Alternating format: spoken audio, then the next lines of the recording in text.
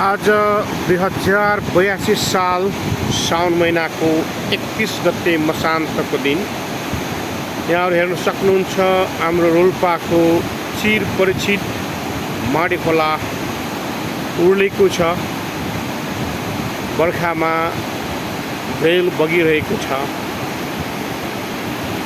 सासाना खोलाहरू मिसिएर अहिले आफ्नै गतिमा सुसाइरहेको छ। यहाँहरू हेर्न सक्नुहुन्छ खोलावारी खोलापारी पुरै बगरहरू पनि भरिएको छ।